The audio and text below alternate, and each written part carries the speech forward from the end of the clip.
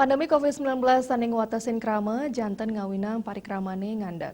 Nanging kawentenan teknologi digital sidang ngicen galah pamekas majeng angganing seni miwah ekonomi kreatif. Mangda sertata ngelimbak tur makarya tur nguwah ke media digital.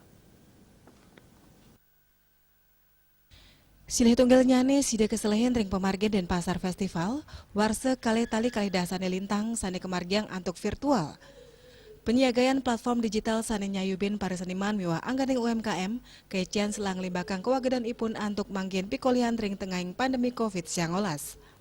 Kepala Dinas Pariwisata Kota Denpasar Desiri Mulyani Mausang, Denfas sane kemargiang antuk hybrid offline to online, kejantenang becik napi malih ring masan pandemi COVID-19.